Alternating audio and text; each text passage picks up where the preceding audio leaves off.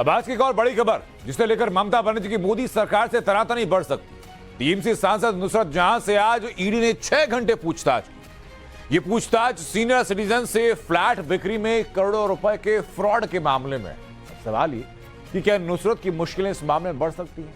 ये मामला लोगों के से पैसे लेकर उनको फ्लैट न देने को लेकर। नुसरत जहां पर आरोप क्या है, अब तक क्या के कंट्रोवर्सी सामने आ चुके हैं, देखिए इस रिपोर्ट में। आमी नुसरत जहान रूही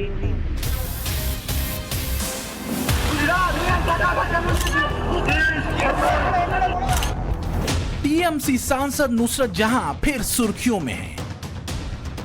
इस बार उनकी पेशी हुई ईडी के दफ्तर में।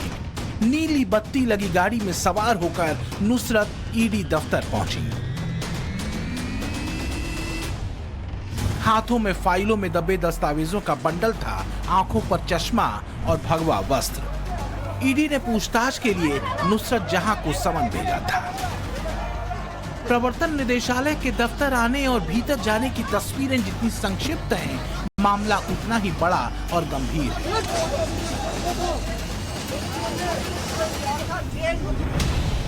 मामला धोखाधड़ी का है और आरोप है कि नुसरत जहां की कंपनी ने आवासीय फ्लैट देने का वादा करके निवेशकों से कई करोड़ रुपए ठगे।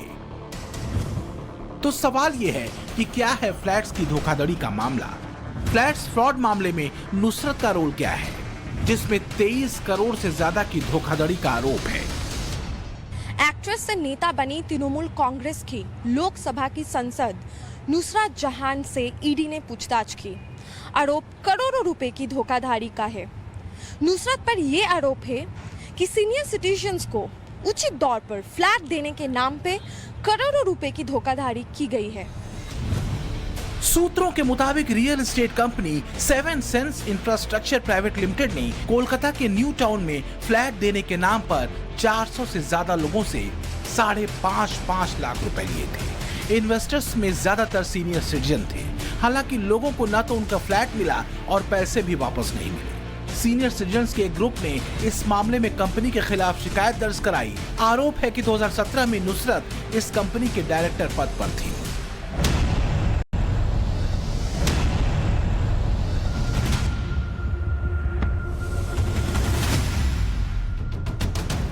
नुसरत जहां बंगाल की सीएम ममता बनर्जी की नजदीकी नेता हैं।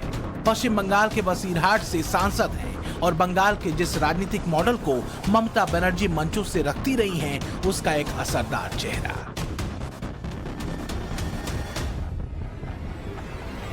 हालांकि नुसरत जहां के राजनीतिक किरदार का एक बड़ा हिस्सा विवादों में उलझा और फंसा रहा है। जय जगन्नाथ, जय जगन्नाथ, जय जगन्नाथ। बंगाल की राजनीति में अपनी जगह बनाने वाली नुसरत जहां ने ममता की राजनीतिक लाइन पर अपनी सियासत को बखूबी कसा है। फिर चाहे वो धार्मिक कार्यक्रमों में हाजिरी हो या फिर राजनीतिक मंचों से विरोधियों पर सीधे और तीखे वार। 2019 में पहली बार पश्चिम बंगाल के बसीरहाट से टीएमसी की सांसद बनी नुसरत जहां ने संसद में पहली बार देश का ध्यान अपनी ओर खींचा था। आमी नुसरत जहान रूही जैन लोकसभार सदस्य निर्वाचित हইয়া ঈশ্বরের নামে শপথ করিতেছি যে আমি বিধি দ্বারা প্রতিষ্ঠিত ভারতের সংবিধানের প্রতি প্রকৃত বিশ্বাস ও আনুগত্য পোষণ করিব। नुसरत जहां इस दौरान एक शादीशुदा हिंदू महिला के तौर पर दिखी थी, जिसके बाद वो मुस्लिम कट्टरपंथियों के निशाने पर आ गई थी। कई मजहबी कट्टरपंथियों ने नुसरत के हिंदू रीति रिवाजों के मुताबिक किए गए श्रृंगार पर सवाल उठाते हुए उन्हें गैर मुस्लिम करार दिया था। हालांकि आज ईडी दफ्तर पहुंची नुसरत सलवार सूट में नजर आई। हालांकि टीएमसी नुसरत जहां पे लगी आरोपों को निराधार बता रही है। वो कहती है, वो आरोप लगा रही है कि जानबूझ के उनके नेताओं को परेशान किया जा रही है। वैसे नुसरत जहां की विवादों से पुराना नाता है। कभी अपने रिलेशंस को लेकर, तो कभी अपने बयानों को लेकर, तो कभी अपनी शादी को लेकर। नुसरत जहां सोशल मीडिया पर अपनी तस्वीरों और खुद से जुड़ी कंट्रोवर्सीज को लेकर चर्चा में रहती हैं। फिर चाहे वो बोल्ड लुक हो या फिर भारतीय महिला की पारंपरिक वेशभूषा के साथ पोस्ट की गई फोटोज। लेकिन इन तस्वीरों को पोस्ट करने के बाद खूब विवाद हुआ, जिसमें नुसरत मां दुर्गा के लुक में नजर आई थी और नुसरत मुस्लिम कट्टरपंथियों के निशाने पर आ गई थी। इसे गैर इस्लामिक करार देते हुए इस्लामिक कट्टरपंथियों ने नुसरत को जान से मारने तक की धमकी दी थी, जिसके बाद नुसरत ने पुलिस में शिकायत दर्ज कराई थी। नुसरत की जिंदगी में विवादों से जुड़ी फहरिस्त लंबी है। 2019 में निखिल जैन से शादी को लेकर विवाद हुआ। मुस्लिम कट्टरपंथियों ने इस शादी का विरोध किया। 2021 में निखिल जैन से नुसरत जहां की शादी टूट गई। इसके बाद भी नुसरत कट्टरपंथियों के निशाने पर रही। उनके सिंदूर और चूड़ियां पहनने पर मुस्लिम कट्टरपंथी नाराज हुए। दुर्गा पूजा करने पर मौलानाओं ने नुसरत को कोसा। रेप के एक आरोपी को पनाह देने का भी आरोप नुसरत जहां पर लगा। 2019 के इन्हीं तस्वीरों को देखकर कट्टरपंथी मौलानाओं ने नुसरत जहां को जमकर कोसा था, जिसमें नुसरत अपने पूर्व पति निखिल जैन के साथ दुर्गा पूजा में शामिल हुई थी। मौलानाओं ने पूजा करना हराम बताया था, यहां तक कि निखिल और नुसरत की शादी को भी नाजायज करार दिया था। तब नुसरत ने कट्टरपंथी मौलानाओं की बोलती बंद करते हुए कहा था, मैं एक समावेशी भारत का प्रतिनिधित्व करती हूँ जो जाति, पंथ और धर्म की बाधाओं से परे है। इसमें शक नहीं कि कंट्रोवर्सीज या विवादों के साथ ही सही, लेकिन नुसरत जहां ने तृणमूल कांग्रेस के भीतर अपनी अलग पहचान बनाई है। लेकिन इस बार जिस विवाद में नुसरत फंसी हैं, वो तृणमूल की किरकिरी करा सकती है, क्योंकि ये मुद्दा सीधे आम लोगों से जुड़ा है। उन पे ये आरोप लगाया जा रहा है कि जो नॉर्मल लोग हैं उन लोगों से उन्होंने पैसा लिया और वो पैसे लेके उनको फ्लैट नहीं दिया, लेकिन उसके जगह पे खुद उन्होंने एक फ्लैट खरीदा है। यही जो आरोप है वो नुसरत जहान पे लगाया जा रहा है, जिसके लिए एनफोर्समेंट डायरेक्टरेट के ऑफिस में आज उनको बुलाया गया था पूछताछ के लिए। उनका जो ट्रांजैक्शंस है, उनका जो बैंक डिटेल्स है, उनका जो प्रॉपर्टी डिटेल्स है, ये सब लेके ईडी के ऑफिसर्स जो है वो आज उनको पूछताछ किए हैं काफी घंटों तक। फिलहाल ममता दीदी भी स्पेन और दुबई के दौरे पर हैं। दरअसल 21-22 नवंबर को बंगाल ग्लोबल बिजनेस समिट होना है। ममता की कोशिश निवेशकों को बंगाल लाने की है, लेकिन सवाल बंगाल के भीतर बड़े नेताओं पर लगे करप्शन के आरोपों का है, क्योंकि इससे एक नेगेटिव परसेप्शन तो बनता है। तृणमूल कांग्रेस नेता और ममता बनर्जी के भतीजे अभिषेक बनर्जी को भी ईडी ने पूछताछ के लिए बुलाया है। मामला पशु तस्करी से जुड़ा है। अभिषेक बनर्जी से 13 सितंबर को ईडी पूछताछ करेगी। पशु तस्करी मामले में ये सवाल जवाब होंगे। जाहिर है, मुद्दा है, आरोप हैं, तो पूछताछ तो होगी। तभी दूध का दूध और पानी का पानी होगा। लेकिन ये बात भी सच है कि ईडी की पूछताछ के मुद्दे पर राजनीति भी तेज होगी। तो क्या आने वाले दिनों में सवाल जवाब के राजनीतिक दौर भी अब चलेंगे? Bureau report, times now, Navbharat. 2024 के चुनाव से पहले यूपी में जेल वाली सियासत शुरू हो चुकी है। बीजेपी के सहयोगी यूपी राजभर अखिलेश यादव का नाम ले रहे हैं और अखिलेश यादव बदले में ट्वीट करके जेल वाला डर विपक्षी इंडिया को बता रहे हैं। सवाल ये कि अखिलेश कैंप में हड़कंप क्यों है? क्या कोई बड़ी ब्रेकिंग आने वाली है? जवाब इस रिपोर्ट।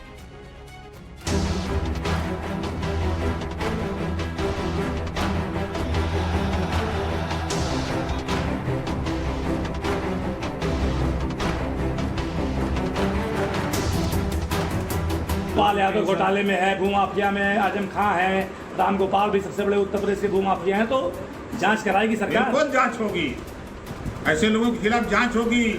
जांच में दोषी पाए जाने पे लोग जेल जाएंगे, देख लीजिएगा।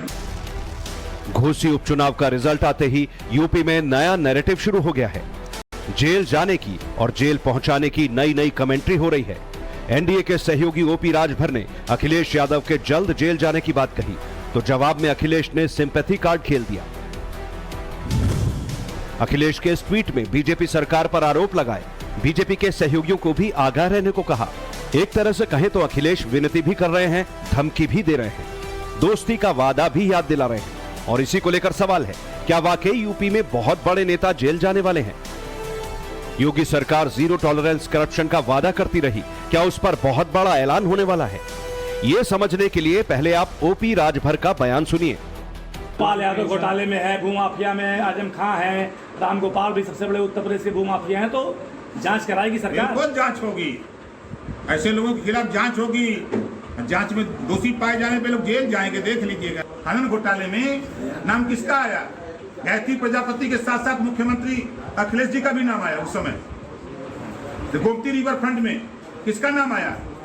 प्रोफेसर रामगोपाल, अखिलेश यादव और शिवपाल जी का सबका नाम है। ये लोग अपने बचने के लिए, आप देखो, आप तो मऊ रहते हो ना, ये जानबूझ करके शिवपाल जी को भेजे कि चले जाओ भारतीय जनता पार्टी के साथ। ओम प्रकाश राजभर ने सीधे तौर पर समाजवादी पार्टी के 3 बड़े नेताओं का नाम लिया, अखिलेश यादव, शिवपाल यादव और रामगोपाल यादव, और ये बात करते करते 2 बड़े घोटालों का जिक्र किया, गोमती रिवर फ्रंट और खनन घोटाला। राजभर के मुताबिक अखिलेश यादव का नाम इन दोनों ही घोटालों में है और जब जांच पूरी होगी तो अखिलेश जेल जाएंगे। अखिलेश का ट्वीट भी यही कह रहा है कि यूपी में कुछ तो बहुत बड़ा होने वाला है। उनके बारे में तो हमने देखे विधानसभा में मुख्यमंत्री जी से सिफारिश करी थी कि भाई इन्हें जल्दी मंत्री बना दो, नहीं तो ये हमारी तरफ आ जाएंगे। तो उनका कोई ठिकाना तो है नहीं, उन्हें तो एक तरह से बहरूपीय समझो।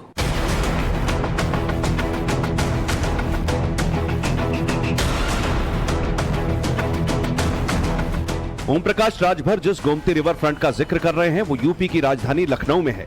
अखिलेश यादव के इस ड्रीम प्रोजेक्ट पर 1513 करोड़ रुपए खर्च किए गए और फिर 2015 में अखिलेश ने मुख्यमंत्री रहते शिलान्यास किया। इस बजट का 95% हिस्सा यानी 1437 करोड़ खर्च हो गए, मगर 60% काम पूरा नहीं हो पाया था। 400 करोड़ की परियोजना लगभग 1438 करोड़ की परियोजना तक जा पहुंची, लेकिन कामों का हिसाब ऐसे जमकर बंदरबाट हुआ, टेंडर की अनदेखी की गई। जरा इसका पूरा डिटेल आपको बता देते हैं। देखिए, ये गोमती रिवर फ्रंट है, ये अभी मैं जहां पर मौजूद हूं, ये गोमती नगर का पुल है, जहां से एक हिस्सा गोमती नगर को, दूसरा हिस्सा जो वीआईपी इलाका माना जाता है, 5KD की तरफ रास्ता जाता है, उसे जोड़ता है। पक्के पुल से शुरू होकर, जो गुलाला घाट से शुरू होता है, पुराने लखनऊ का हिस्सा है, वहां से शुरू होकर ये पूरा जो गोमती रिवर फ्रंट बनाया गया था दोनों तरफ, वो लगभग 8 किलोमीटर दूर जनेश्वर मिर्स पार्क तक बनाया गया था। 2017 में योगी आदित्यनाथ ने जैसे ही सत्ता संभाली, गोमती रिवर फ्रंट की जांच शुरू कर दी गई और सीबीआई जांच की सिफारिश की। आरोप यह भी लगा कि जिस कंपनी को रिवर फ्रंट डेवलपमेंट का कॉन्ट्रैक्ट दिया गया वो पहले से डिफॉल्टर थी। और फिर गोमती नगर थाने में 2017 में मुकदमा दर्ज हुआ। 2021 में सीबीआई की दूसरी एफआईआर भी गोमती रिवर फ्रंट घोटाले में थी। सीबीआई जांच को आधार बनाते हुए मामले में ईडी ने भी केस दर्ज किया। अखिलेश यादव और उनके चाचा शिवपाल यादव का इस प्रोजेक्ट में सीधे तौर पर कोई इन्वॉल्वमेंट नहीं था, मगर माना जाता है कि जब 2015 में इस प्रोजेक्ट को लॉन्च किया गया तब शिवपाल सिंह यादव यूपी के सिंचाई मंत्री थे और फिर बाद में अखिलेश यादव ने यह विभाग अपने पास रख लिया था। इसी को लेकर कहा जाता है कि सीबीआई जिन 189 लोगों के खिलाफ जांच कर रही है, अगर उनसे कुछ आगे निकलकर सामने आता है तो नए लोगों के नाम भी जोड़े जा सकते हैं। गोमती रिवर फ्रंट घोटाले की तरह ही अखिलेश यादव की सरकार पर खनन घोटाले के दाग भी लग चुके हैं, जिसका जिक्र ओम प्रकाश राजभर ने फिर से किया। दावा किया जाता है कि यूपी में 2012 से लेकर 2016 के बीच खनन के 22 पट्टे पारित किए गए, जिसमें 14 पट्टे अखिलेश यादव के खनन मंत्री रहते हुए 2013 तक किए गए और ये सभी नियमों के खिलाफ थे। बाकी टेंडर गायत्री प्रजापति के खनन मंत्री रहने के दौरान पास किए गए। करोड़ों रुपए की हेराफेरी का मामला सुर्खियों में आया तो 2016 में हाई कोर्ट के आदेश पर सीबीआई ने जांच शुरू की। हालांकि अखिलेश ने डैमेज कंट्रोल करते हुए गायत्री प्रजापति को कैबिनेट से हटा दिया था। बाद में 2019 में इस घोटाले को लेकर सीबीआई ने 2 और केस दर्ज किए। अब इन दोनों ही घोटालों का जिक्र आया है तो अखिलेश के ट्वीट के साथ उनके पुराने बयान भी सोशल मीडिया पर वायरल हो रहे हैं। कैद कर दिया इन्होंने सारस को, ये कम से कम खुले में रख रहे थे, इन्होंने कहीं उसको बंद नहीं किया कभी। सारस को सरकार के लोग उसको कैद करके रखे हुए हैं, सरकार बताए कहां कैद किया हुआ है। जेल में कर दिया, जेल में भेज दिया। इसीलिए मैं प्रकाश साथी से कह रहा था कि तुमने जो बोल दिया, जब ये पंछी को नहीं छोड़ रहे हैं, हमें तुम्हें भी नहीं छोड़ेंगे, जेल में डाल देंगे हम सबको। क्राइम और करप्शन के खिलाफ योगी सरकार का कमिटमेंट है और इसके सफाई का जिक्र मुख्यमंत्री योगी आदित्यनाथ खुद विधानसभा से लेकर सार्वजनिक मंचों तक करते रहे। आंकड़े भी गवाही देते हैं। साल 2017 में एंटी करप्शन ब्यूरो ने 52 लोगों को भ्रष्टाचार के मामले में गिरफ्तार किया। फिर 2018 और 19 में आंकड़ा बढ़ता गया। योगी का एक्शन देख भ्रष्टाचारियों में डर पैदा हुआ, जिसकी वजह से 2020-21 में आंकड़ा कम हो गया। योगी का हंटर इन बीते 6 साल में करप्ट अधिकारियों से लेकर करप्ट पॉलिटिशियन पर खूब चला है। यूपी में अब किसी भी प्रकार के माफिया और अपराधी के लिए कोई जगह नहीं, अपराध के लिए और अपराधी के लिए कोई जगह नहीं, भ्रष्टाचार और भ्रष्टाचारी के लिए कोई जगह नहीं। पहले गरीब को राशन नहीं मिलता था, गरीब का राशन सत्ताधारी दलों से जुड़े हुए लोग हड़प जाते थे, खाद्यान्न घोटाला होता था। आज घोटाला कोई करेगा नहीं, सबको मालूम है जो घोटाला करेगा जेल उसका इंतजार कर रहा है।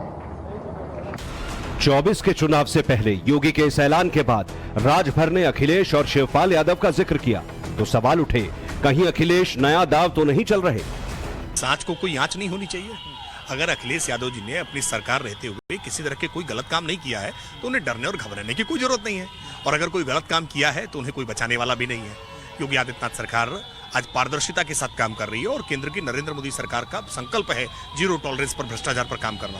अगर किसी प्रकार के भ्रष्टाचार में उन्होंने कोई हाथ है तो निश्चित तौर पर उनको डरने की आवश्यकता है। कितनी जांचें कराई गई समाजवादी पार्टी के विकास के कार्यों की, इंफ्रास्ट्रक्चर को मजबूत करने वाले कामों की? एक जांच हुई है क्या? हजारों कामों की हमारी हजारों जांचें हो चुकी। समाजवादी पार्टी का नेतृत्व, समाजवादी पार्टी के लीडर इन सब चीजों में नहीं आने वाले, लेकिन जेल जाने की प्रक्रिया बीजेपी का ये एक पैटर्न बन गया है। जब जब कहीं पर करप्शन पर बड़ा एक्शन होता है तो सबसे पहले अखिलेश का रिएक्शन आता है। सितंबर 2022 में समाजवादी पार्टी के नेता इरफान सोलंकी रंगदारी, मारपीट और अवैध संपत्ति के आरोपों पर जेल गए तो अखिलेश यादव बेचैन हो गए। भ्रष्टाचार और घोटालों के मामलों को लेकर आजम खान 27 महीने जेल में बंद रहे तो अखिलेश जांच पर ही सवाल उठाते रहे। केंद्र की जांच एजेंसियों ने एक्शन लेते हुए टीएमसी के पार्थ चैटर्जी, आम आदमी पार्टी के सत्येंद्र जैन और मनीष सिसोदिया और एनसीपी के अनिल देशमुख जैसे नेताओं को गिरफ्तार किया तो यहां भी अखिलेश ही बेचैन हुए। यही बेचैनी उस वक्त भी झलकी जब मार्च महीने में ये कोलकाता पहुंचे थे। टैक्स लगातार पॉलिटिकल है, यहाँ तो चलो कम लोग जेल में हैं। उत्तर प्रदेश में समाजवादी पार्टी के बहुत सारे विधायक, नेता जेल में झूठे मुकदमों में, और भारतीय जनता पार्टी जिस दल से घबरा जाती है उसके घर ईडीसी का इनकम टैक्स भेज देती है। करप्शन के खिलाफ योगी सरकार का दृढ़ संकल्प ही है कि बीते 2 दिन के भीतर भ्रष्टाचार पर नकेल कसने के लिए बहुत सख्त फैसले लिए। पहला डिसीजन ये कि यूपी की किसी भी परियोजना में माफिया हो या पहुंच रखने वाले किसी भी व्यक्ति को पट्टा नहीं दिया जाएगा। दूसरा फैसला है अतीक अहमद के खिलाफ चल रही करप्शन के मामले की जांच अब प्रयागराज की बजाय लखनऊ की टीम करेगी। योगी आदित्यनाथ का मैसेज क्लियर है, करप्शन पर किसी तरह की कोताही नहीं, और शायद 24 के चुनाव से पहले इसीलिए विरोधी परेशान हैं, बेचैन हैं, डर सता रहा है कहीं भ्रष्टाचार की पुरानी फाइलों पर एक्शन तेज ना हो जाए। लोगों की आवाजाही भले कम ना हुई हो, लेकिन अब सियासत में गोमती रिवर फ्रंट की खूब चर्चा हो रही है, क्योंकि ओम प्रकाश राजभर ने कहा है कि गोमती रिवर फ्रंट में अखिलेश यादव और शिवपाल सिंह यादव दोनों के नाम हैं। तो ऐसे में अगर ये सिलसिला आगे बढ़ता है तो दिक्कतें अखिलेश यादव और शिवपाल सिंह यादव दोनों को हो सकती हैं। कैमरामैन वीरेंद्र सैनी के साथ मनीष यादव, टाइम्स नाउ भारत, लखनऊ।